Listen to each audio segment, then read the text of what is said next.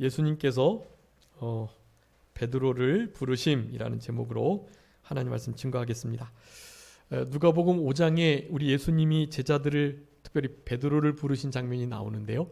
여러분, 성경에는 제자들을 부르시는 장면이 총 5번 나와요. 그 중에 이 말씀은 3번째 말씀이에요. 첫 번째는 어떤 말씀이냐면 요한복음에 있는 말씀이에요. 요한복음에 가장 먼저 부르시는 그 사건이 기록되어 있습니다. 그런데 첫 번째, 두 번째의 그 부르심 속에서는 제자들이 이제 모든 걸 다 버려두고 쫓은 건 아니에요. 그러니까 조금 처음에 부르셨을 때 따르다가 다시 이제 집안을 돌보고 그런 일을 하다가요.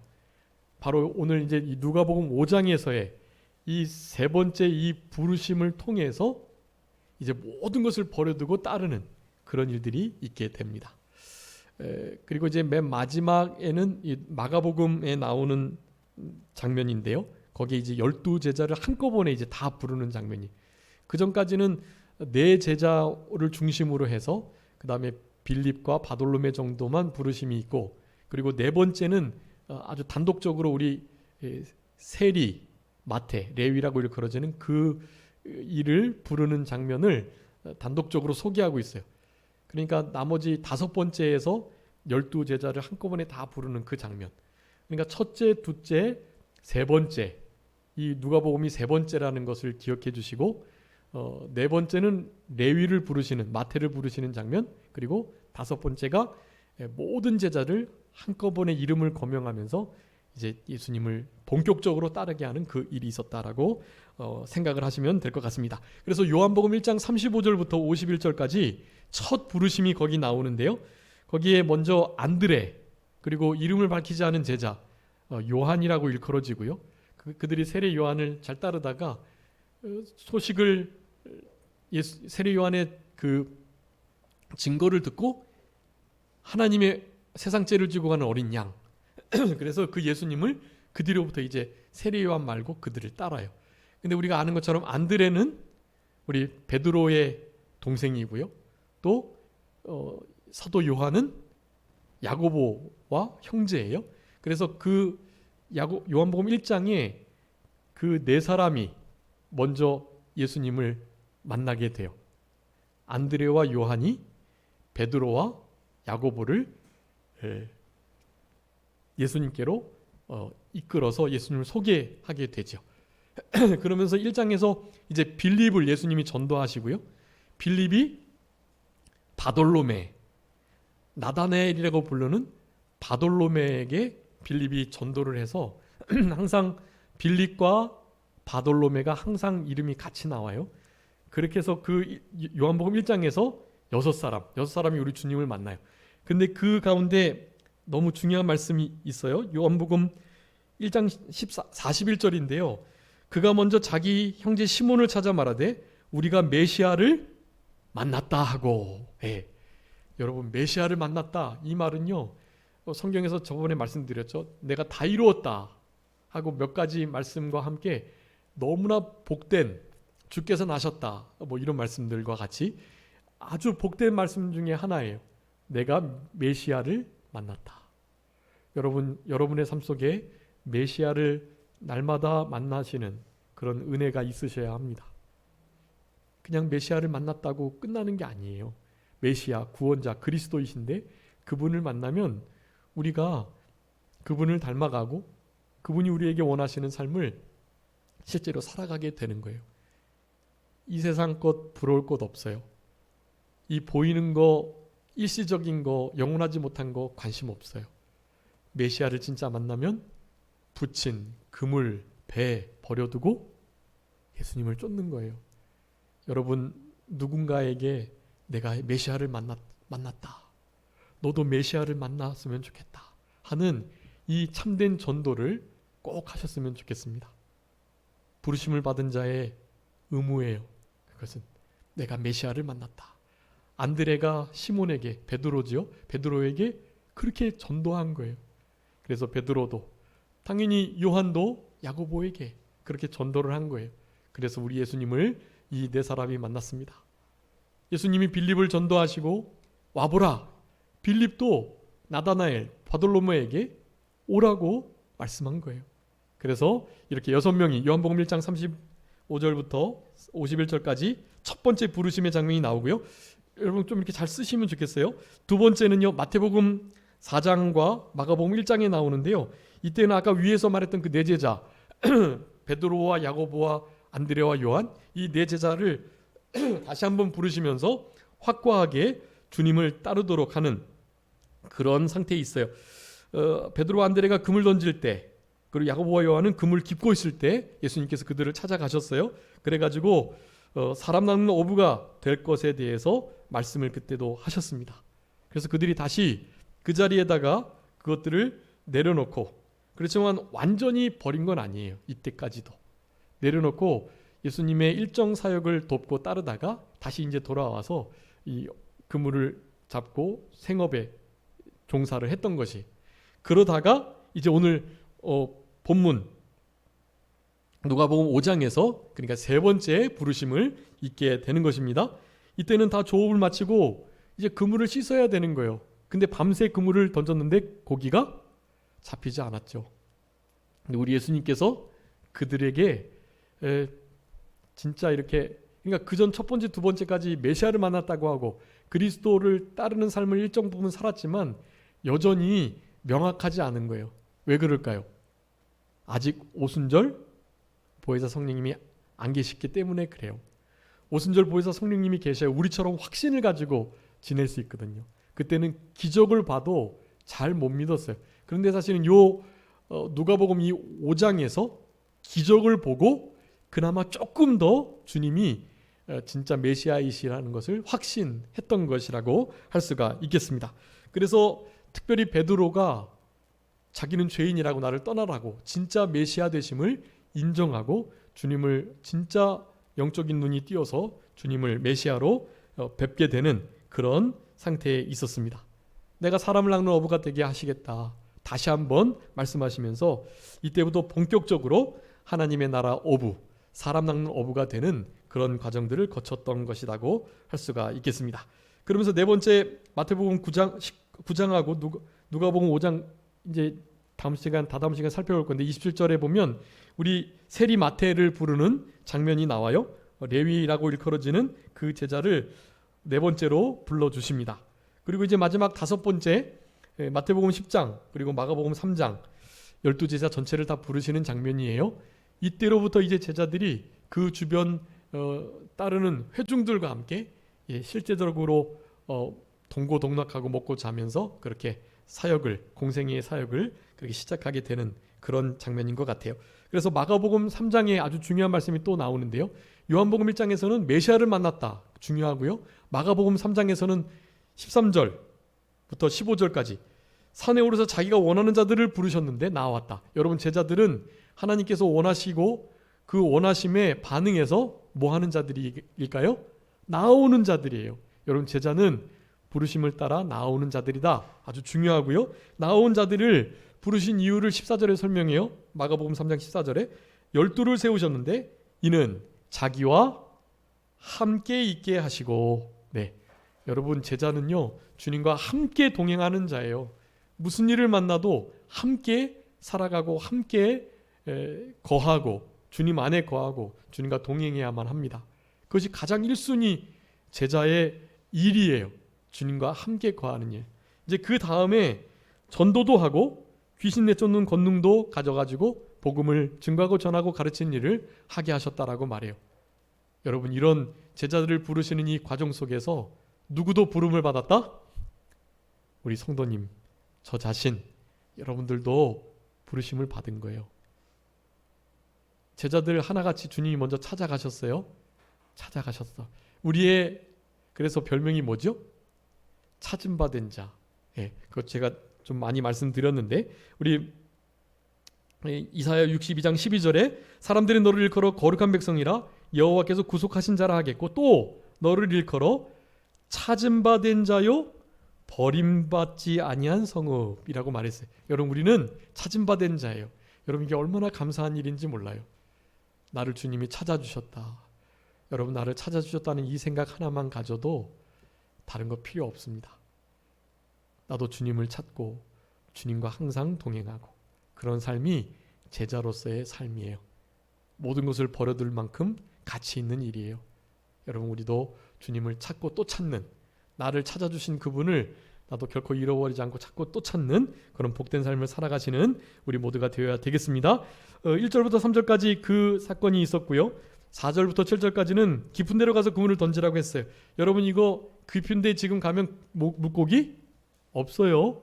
도리어 낮은 데에 가서 던져야 그나마 잡힐 수 있어요. 근데 자기네들의 물고기 잡는 상식, 이 상식은 진리거든요. 진짜 이건 무조건이에요. 근데 이 진리를, 이 거스리는 하나님의, 예수님의 능력으로 그들에게 정말 놀랄만한 일을 보게 하시는 것입니다.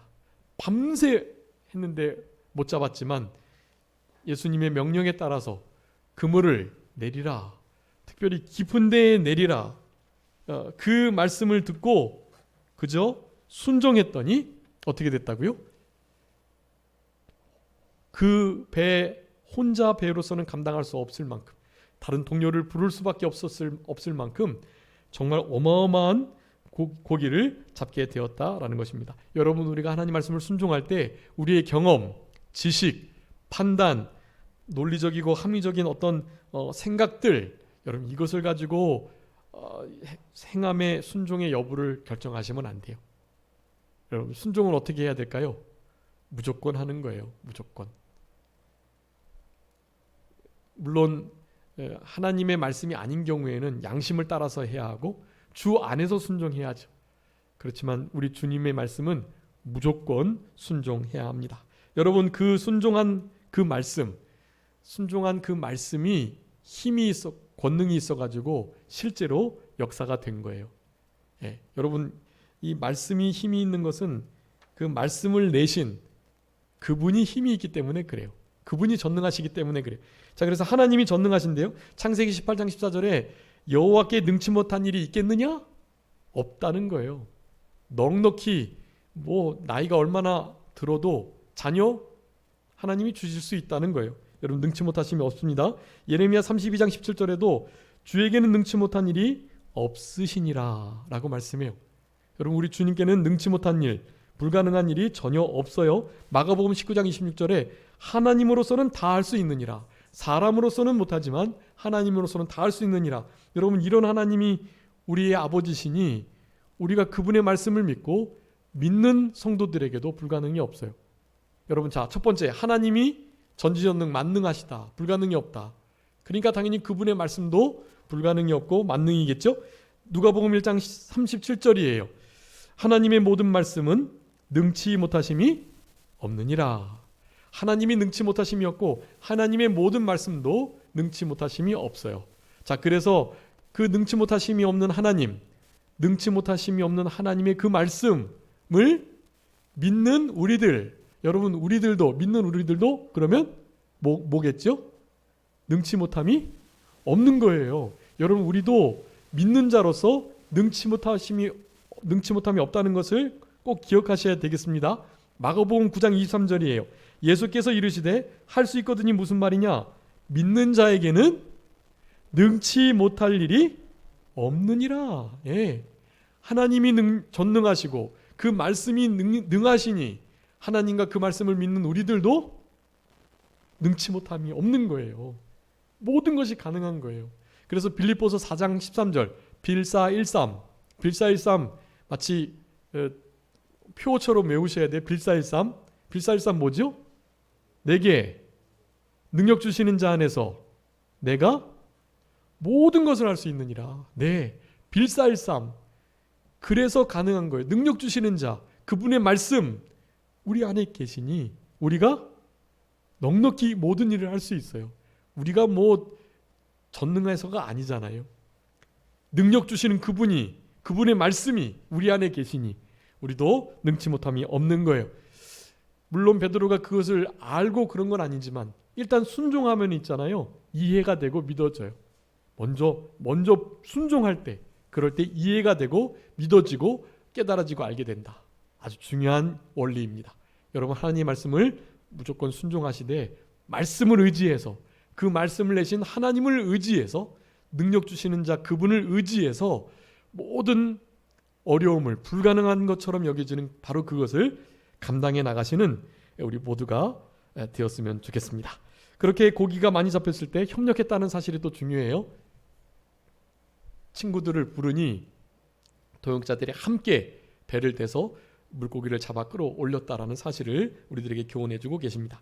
그랬을 때 베드로가 깨닫고 회개하면서 자신의 분명한 죄인임을 알았다라는 사실, 이런 자에게 하나님은 은혜를 베푸시고 겸손하니까요, 바로 이런 자들을 긍휼히 여기고 불쌍히 여겨주셔서 죄사함의 은총, 사죄의 기쁨과 감사 감격 속에서 주님을 정말 제대로 따를 수 있는 제자로서 그렇게 따를 수 있도록 그렇게 힘을 주신다라는 것을 우리가 알 수 있겠습니다. 이 베드로에게 마지막 사명을 맡기시는데요, 10절 11절에서 사람을 낚는 것이라는 것, 그리고 모든 것을 버려두고 주님을 따를 수 있다는 것을 교훈해 주고 계십니다. 여러분, 사람을 낚는 어부가 되기 위해서는 먼저 우리가 주님께 찾은 바 되고 주님께 낚여야 돼요. 낚이다가 요즘에 좀 안 좋은 표현인데요, 낚였다. 어떤 뉴스를 보는데 뉴스 제목과는 다른 장면이 뜨는 거죠. 그럴 때 낚였다 그렇게 표현하는데요. 여러분, 우리는 누구에게 낚여야 되겠죠? 우리 주님께 낚이셔야 돼요. 그래야 우리가 낚시질을 할 수 있어요. 사람 낚는 어부가 돼요. 여러분, 내가 전도를 잘 못한다, 사람을 잘 못 낚는다라고 한다면 내가 주님께 낚였나, 주님께 붙들려 있나를 보셔야 돼요. 내가 제대로 낚여 있으면, 주님 손에 붙들려 있으면 반드시 이 사람 낚는 어부의 역할을 감당할 수 있게 됩니다. 여러분, 우리 사도 바울이 그랬죠.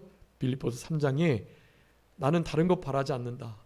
뒤에서 잘한 거 그리고 뒤에서 못한 거 그거 다 내려놓고 나는 그저 표대 대신 예수 그리스도만 보고 달려가는데 무슨 목표를 가지고 달려갔을까요? 여러분 기억하세요? 빌립보서 3장 12절 말씀이에요. 내가 이미 얻었다함도 아니고 온전히 이루었다함도 아니라 오직 내가 그리스도 예수께 잡힌 바 된 그것을 잡으려고 쫓아가노라, 달려가노라 그랬어요. 여러분, 뭐를 잡으려고 쫓아간다고요? 예수님께 잡힌 바 된 그것을 잡으려고 쫓아간대요. 여러분, 우리 주님은요, 우리를 강제로 잡지 않으세요. 주님 나를 잡아주세요, 나 붙들어 주세요, 이렇게 해야, 그래야 잡아주세요. 우리 주님께 잡힌 바 된 그것을 잡으려고 우리 사도 바울은 정말 열심히 다름박질을 했던 것 같아요. 여러분, 우리 산정교회 모든 성도님도 우리 주님께 잡히면 사람을 낚을 수 있는 어부 역할을 감당할 수 있다라는 사실을 기억하시면서 그렇게 남은 때를 힘써 다름박질하는 우리들이 돼야 되겠습니다. 그리고 마지막 모든 것을 다 버려두고 따랐다 그랬죠? 여러분, 이 모든 것을 다 버려두는 것이 상당히 손해가 되는 것 같고 아깝고 그럴 수 있어요. 그런데 예수님께서 정말 강하게 말씀하셨어요. 나를 쫓으려면 모든 것을 다 버려두고 쫓아야 된다. 소유를 다 팔아서 밭을 사서 그 밭에 있는 감춰진 보화를 얻어야 된다. 이런 식으로 계속 말씀하셨거든요. 다 파는 게 중요해요. 여러분, 이것은 실제로 다 팔아가지고 교회에 바치고 뭐 교회 생활하고 그런 말이 아니에요.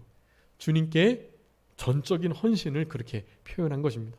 여러분의 마음, 여러분의 생각과 물질, 이런 것이 주님께 전적으로 쓰임 받아질 수 있도록 그렇게 하셔야 해요. 그래서 사도 바울은 아까 12절에 말씀하기 전에 먼저 이 고백을 먼저 해요. 빌립보서 3장 7절부터 9절에는 내가 무엇이든지 내게 유익하던 것을 내가 그리스도를 위하여 다 해로 여길 뿐더러 또 모든 것을 해로 여김은 내 주 그리스도 예수를 아는 지식이 가장 고상하기 때문이라. 내가 그를 위하여 모든 것을 잃어버리고 배설물로 여김은 그리스도를 얻고, 그리고 9장 9절에 그 안에서 발견되려 합니다. 우리 사도 바울의 이 간절한 마음은요, 자기가 가지고 있는 그 모든 것을 다 배설물로 해로 여길 수 있을 만큼 그렇게 소중하고 가치 있는 그것이 뭐냐면 다른 게 아니라 예수 그리스도를 아는 그 지식, 그것이 가장 고상하다고 그랬는데 그것이 그에게 어떤 의미로 다가와서 자기가 어떻게 되기를 그렇게 바랬냐 하면 바로 그리스도를 얻는 것, 그리고 그 안에서 발견되는 것. 여러분 이거 아주 중요한 단어니까 꼭 기억하세요. 그리스도를 얻고 그 안에서 발견되고. 여러분 그리고 아까 빌립보서 3장 12절에 그분께 잡힌 바 되고. 여러분 이 세 가지가 잡힌 바 되고, 그래서 그리스도를 얻고, 그리고 그 안에서 발견되고. 여러분 이 일이요 진짜 제자의 모습이에요. 여러분 예수님께 붙들렸다면 이런 모습으로 살아가시기를 힘쓰셔야 합니다. 여러분 그렇게 될 때 우리의 삶 속에 하나님의 그리스도의 제자에게 주시는 그런 복된 은혜와 은총이, 상급이 쌓이게 된다는 것을 기억하시고, 여러분 남은 때 부르심 받은 자로서 그렇게 살아가시는 우리들이 되어야 되겠습니다. 여러분 이 12제자들 이름 다 아시죠? 거기 12제자들 중에 사실 이름이 같은 사람이 6명 있었어요. 2사람씩. 아시나요? 첫 번째 베드로의 원래 이름이 시몬이었어요. 근데 시몬이 또 있죠. 셀롯인 시몬. 셀롯 열심당 시몬이 있었어요. 그래서 예수님이 시몬 대신에 베드로 시몬 첫 번째 베드로 시몬에게 베드로라는 이름을 더 주신 거예요. 그래서 시몬이라는 이름이 같은 사람이 있었고, 두 번째는 베드로, 안드레, 야고보가 또 2사람이 있었죠. 첫 번째 그 요한의 형제 야고보는 세베대의 아들 야고보, 그리고 뒤에 나오는 야고보는 알페오의 아들 야고보. 그리고 야고보가 둘이 있어요. 물론 이제 예수님의 제자 야고보도 있고 다 그래요. 근데 이 알페오의 야고보가 예수님의 동생 야고보다고도 말하는 사람들인데 그것은 조금 맞지 않는 것 같고요. 어쨌든 야고보서를 쓴 야고보를 우리 예수님의 동생 야고보로 봅니다. 근데 어쨌든 그들도 다 그냥 사도로 부름 받을 수 있을 정도예요. 아주 중요한 초대교회 역할들을 감당했기 때문에요. 자, 그래서 야고보의 이름이 같고 또 한 사람이 있는데요. 바로 유다입니다. 유다. 여러분 다데오라는 이름 아시죠? 다데오? 원래 다데오가 마가복음 3장이 유다라고 기록되어 있어요. 유다. 근데 그 유다는 예수님을 판 가롯 유다와 다른 유다인 거예요. 자, 가롯 사람, 가롯인 유다가 있고요. 그리고 다데오라 일컬어지는 유다가 또 있었어요. 그러니까 예수님 12제자 중에 이름 같은 사람이 6사람, 2사람씩 그렇게 있었어요.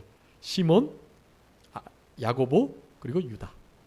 그리고 우리 세리, 마태의 또 다른 이름은 레위인 것도 기억해야 되겠고요. 아까 바돌로메의 또 다른 이름이 나다나엘이다 라는 거, 그런 것들을 기억하시면서 우리 예수님의 여러 제자들 어떻게 순교했는지도 알아보면 참 좋은데 다 순교했거든요. 다 잔인하게 순교를 당했어요. 지금 탈레반에 의해서 아프가니스탄 크리스찬들이 당하는 것 이상으로 정말 많은 고난을 당하면서 껍질이 벗겨지고 거꾸로 못 박히고 참수당하고 막 그랬거든요. 근데 그런 일들을 제자이기 때문에 당한 거예요. 여러분 우리도 제자이기 때문에 당해야 할 고난이 있음을 기억하시고 그 고난을 피하지 마시고 믿음을 잘 세워나가시고 영적 실력이 갖춰져서 순교의 자리에도 넉넉히 참여할 수 있는 우리들이 다 되었으면 좋겠습니다. 잠깐 기도하겠습니다. 살아계신 우리 아버지 하나님 감사합니다. 우리 베드로를 부르심하는 이 장면을 통해서 우리도 찾아와 주시고 우리를 불러주신 우리 아버지 하나님, 주님께 잡힌 바 된 그것을 잡으려고 우리도 힘써 다른 박질할 수 있도록 주님 도와주시고, 그리스도를 얻고 그리스도 안에서 발견되는 일을 위해서는 내가 유익하던 것을, 그리고 모든 것을 해로 여기고 배설물로 여기고 예수 그리스도 아는 것을 가장 귀한 것으로 여기면서 우리 주님께 잡힌 바 되어 예수님의 제자로서의 삶을 끝까지 살아갈 수 있는 우리 모두가 되게 하여 주시옵소서. 우리 주님이 우리를 찾아주신 바 되어 감사하며 우리도 주님을 날마다 찾고 또 찾는, 그래서 주님을 만나는, 주님과 교통하며 동행하는 그런 우리들의 남은 생애가 되게 하여 주옵소서. 감사하옵고 예수 그리스도의 이름으로 기도 올리옵나이다. 아멘.